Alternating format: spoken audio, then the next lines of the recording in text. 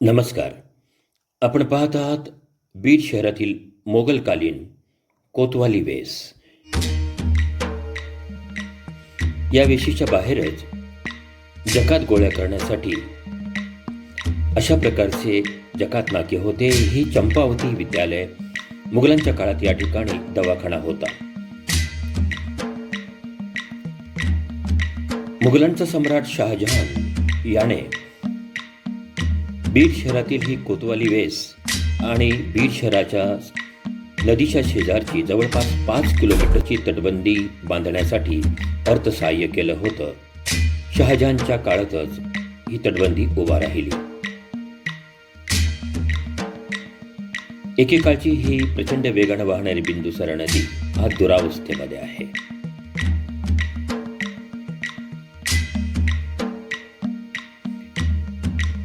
तटबंदीवर मुघल सम्राट शहाजहान यांनी तटबंदी बांधण्यासाठी अर्थसहाय्य केल्याचा शिलालेख अजूनही आपण वाचू शकतो. तो फारसी भाषेमध्ये आहे.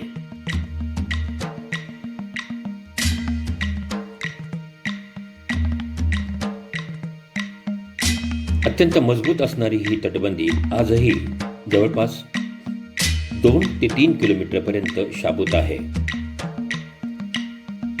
किल्ल्याला जाणारा हा रस्ता. मुघलांच्या किल्ल्यांचं स्थापत्यशास्त्र अत्यंत वेगळं होतं.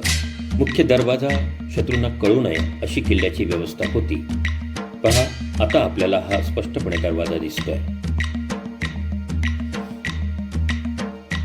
कोतवाली वेशीला भक्कम असे 2 लाकडी दरवाजे होते, जे मध्ययुगात आलेल्या पुरामध्ये वाहून गेले. आपण पाहता तो शिलालेख हा मुघलकालीन शिलालेख आहे.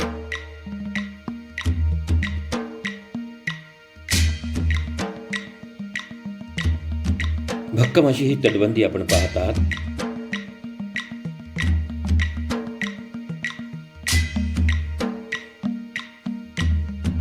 अशा प्रकारचे विविध 6 बुरुज या तटबंदीला आहेत.